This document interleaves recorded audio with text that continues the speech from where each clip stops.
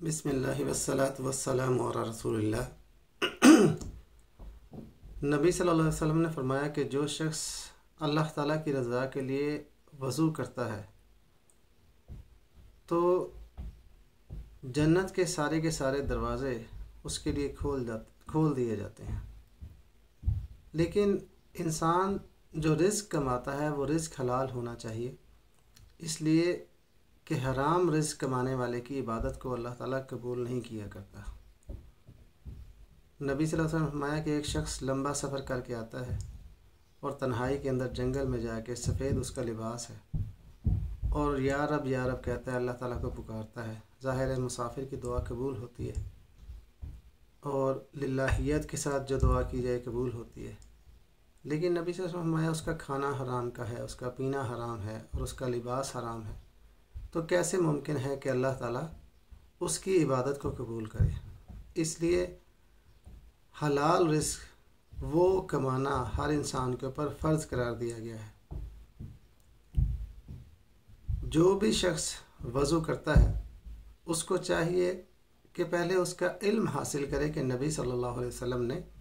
کس طرح سے وضو کیا ہے۔ قرآن مجید میں اللہ تعالیٰ نے جو بھی حکم دیا ہے اس کی نبی صلی اللہ علیہ وسلم نے ہی صحیح شرح بیان فرمائی ہے اور مکمل شرح بیان فرمائی ہے۔ خود نبی صلی اللہ علیہ وسلم کی عادت تھی کہ وہ ایک ہی وضو سے ایک سے زیادہ نمازیں ادا کر لیا کرتے تھے اور کبھی کبھار ہر نماز کے لیے الگ سے وضو بھی کرتے تھے، اگرچہ پہلے سے باوضو بھی ہوتے تھے۔ نبی صلی اللہ علیہ وسلم نے وضو کے اندر پانی کو ضائع کرنے، پانی کا زیادہ استعمال کرنے سے منع فرمایا ہے اور کہا ہے کہ کم سے کم پانی استعمال کر کے وضو کیا جائے، اور نبی صلی اللہ علیہ وسلم نے وضو میں زیادہ سے زیادہ 3 مرتبہ اپنے جسم کے اعضاء کو دھویا ہے۔ اس سے زیادہ نبی صلی اللہ علیہ وسلم نے اپنے اعضاء کو، جسم کے حصوں کو 3 مرتبہ سے زیادہ کبھی نہیں دھویا۔ نبی صلی اللہ علیہ وسلم دائیں ہاتھ سے ناک کے اندر پانی ڈالتے تھے اور پھر بائیں ہاتھ سے ناک کو صاف کرتے تھے، اور کبھی ایک ہی چلو سے کلی بھی کر لیتے تھے اور وہی اس میں سے جو باقی پانی بچتا تھا اس کو ناک میں ڈال کے اس سے ناک صاف کر لیتے تھے۔ نبی صلی اللہ علیہ وسلم پورے سر کا مسح کیا کرتے تھے اور کانوں کو بھی اندر سے باہر سے انگلیوں اور انگوٹھے سے مسح کرتے تھے، اور جب سر کے اوپر امامہ یا پگڑی پہنی ہوتی تھی تو پھر امامے ہی کے اوپر نبی صلی اللہ علیہ وسلم مسح کر لیا کرتے تھے، ہاتھ پھیر دیا کرتے تھے۔ اس طرح پاؤں کی انگلیوں کا خلال کرنا نبی صلی اللہ علیہ وسلم سے ثابت ہے، اور ایک چلو بھر کے داڑھی کے پیچھے والی سائڈ پہ پانی ڈال لیتے تھے، یعنی کہ داڑھی کا خلال کرنا بھی نبی صلی اللہ علیہ وسلم سے ثابت ہے۔ نبی صلی اللہ علیہ وسلم نے وضو کے اندر ترتیب کو لازم قرار دیا ہے کہ ترتیب کے ساتھ وضو کرنا چاہیے۔ ایسا نہیں ہو سکتا کہ کوئی بندہ پہلے چہرہ دھوئے اور بعد میں ہاتھ دھوئے، بلکہ پہلے ہاتھ دھوئے گا، پھر کلی کرے گا اور پھر ناک میں پانی ڈال کے اس کو صاف کرے گا،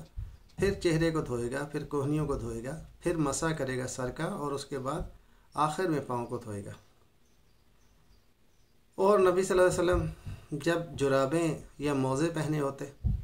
تو پھر نبی صلی اللہ علیہ وسلم ان کے اوپر ہی مسح کر لیا کرتے، اور نبی صلی اللہ علیہ وسلم نے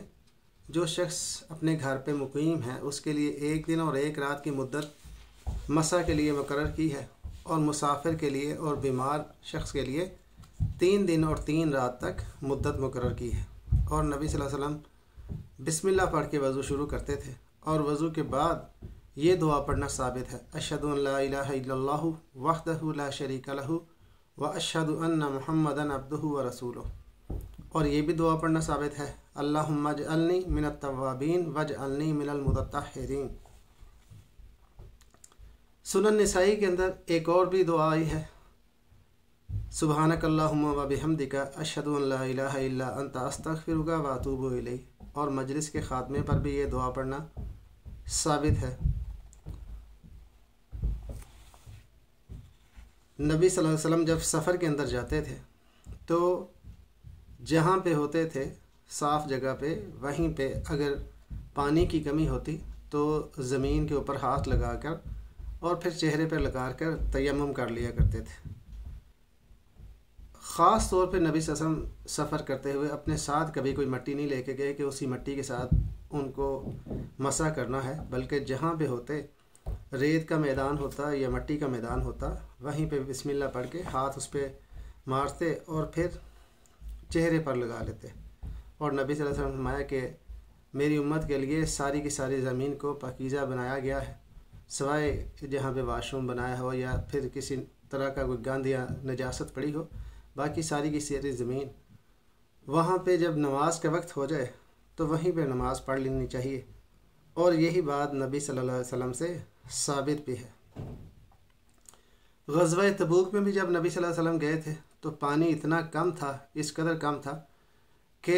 पीने के लिए भी उसको उस पर गुजारा करना मुश्किल था। तो नबी सल्लल्लाहु अलैहि वसल्लम ने ज़ाहिर है कि वहाँ पे भी मसा किया था और रेत का वो मैदान था,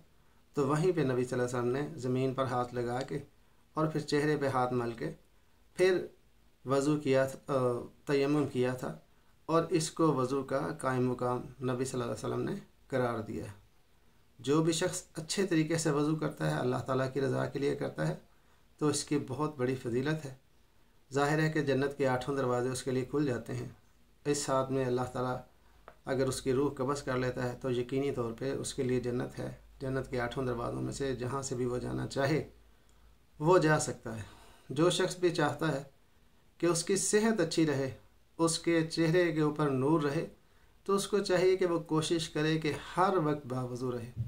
इसी तरह नबी सल्लल्लाहु अलैहि वसल्लम ने इस बात की भी तरगीब दी है कि इंसान सोने से पहले वज़ू करे